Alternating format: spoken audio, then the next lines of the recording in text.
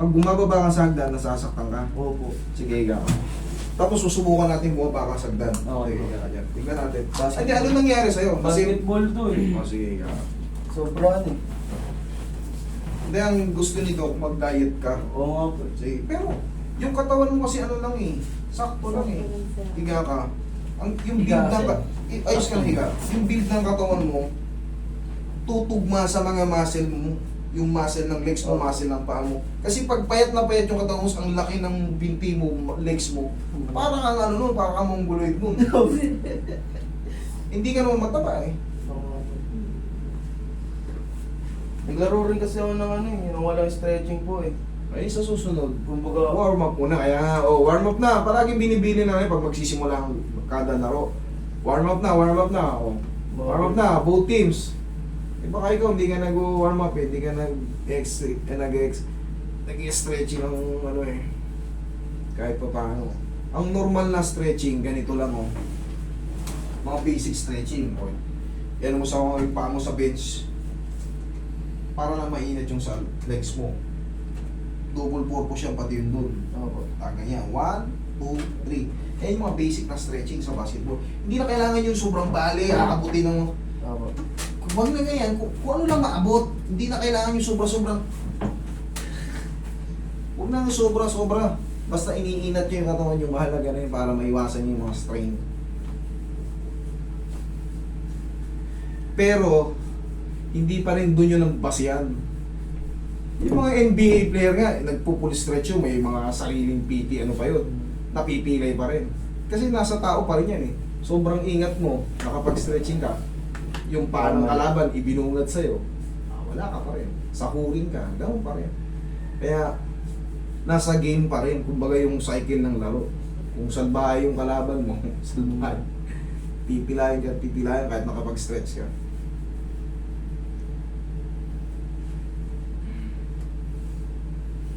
Ilang linggo na ba to? Ilang buwan na ba to? November po yun eh, kasi bumalik lang ulit eh. November, nagsimula. November nagsimula.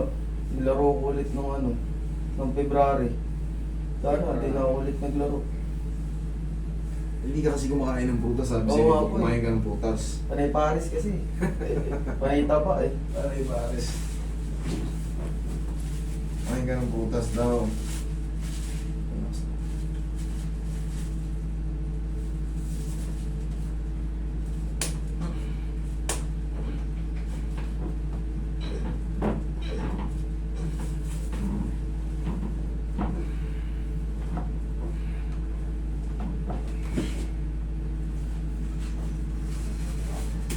Relax na, idol.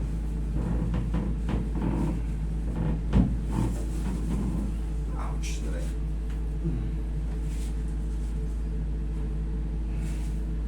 Tayo mga kawin. May kumalaw sa kamay ko.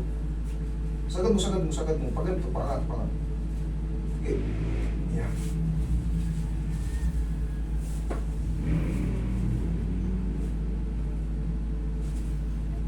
Okay. Isa pa. Relax na. Isa pa. Thank you. Tapos, paulit.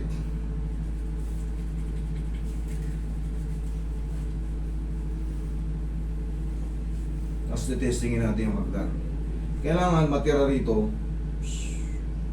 konti na lang, master. Pag napahinga ng mga ilang araw, siguro 1 week, maximum 2 weeks.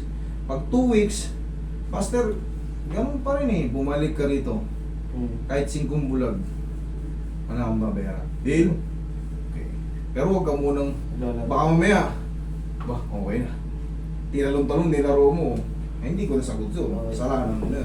Kaya muna makapahinga hanggang 2 weeks. Okay po. Para makabalik ka sa laro.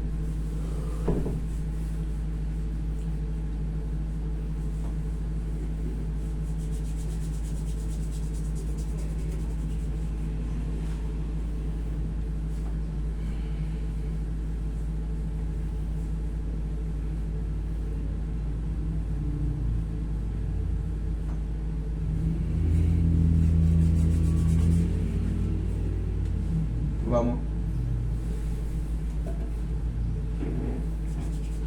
Testing. Sige. Baka ano sabi. Yes, agad mo, idol. Baba.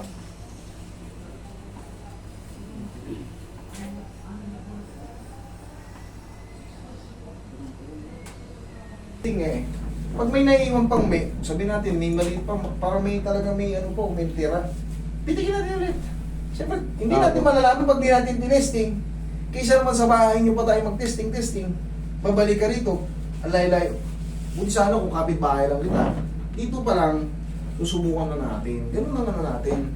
Pagka mayroon pa, pitikin natin ulit. Dito siya. Opo. Saan sa bandito? Opo, dyan po. Ayun nga, Pag mga ilang agdan pa lang, parang nangangalay na siya. tignan natin.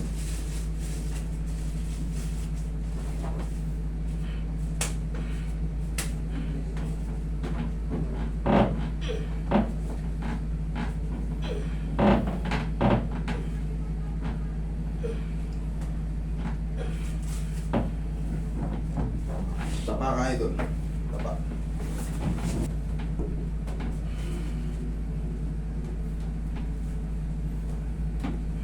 Sige, tihaya. Yaya? Paano yun? Ibabaw, ibabaw. Ibabaw. Higa. Tihaya. Straight mo lang to. Tigasan mo to. Yan, sipa mo. Sapa. Sapa. Thank you. Sama yung agang paupo ulit.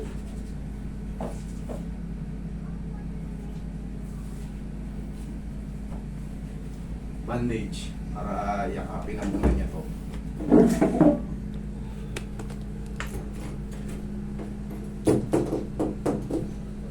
Kasi yung naramdaman ko ni Jura, gumanon eh. Parang pili mo, kumataw talaga. Opo. Sige, relax mo na. Huwag mo lalabanan.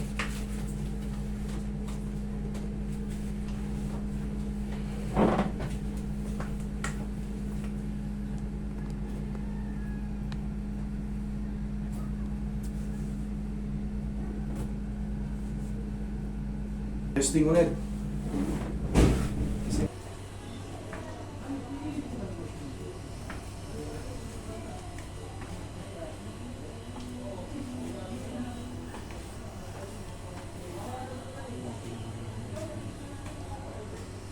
Yan lang. Okay, sige, ganito. Ayan, konti lang daw po. Ngayon, ganito nga, gaya nga ng sinabi ko sa'yo, palipasin mo muna ng 2 linggo, tapos, master, meron pa talaga yung konti. Bumalik ka rito, wala kang babayaran. Di, huwag mo munang ilaro. Pero kung wala na, huwag na tayong magkita, ayos na yan. Tapos ito, tatanggalin mo lang to pag matutulog ka. Kaya mo muna mag-establish yan. Yan na yung tamang position yan. Baka yung natitirang konti, yun na yung swelling sa loob ng may na-create niya. Okay? Thank you.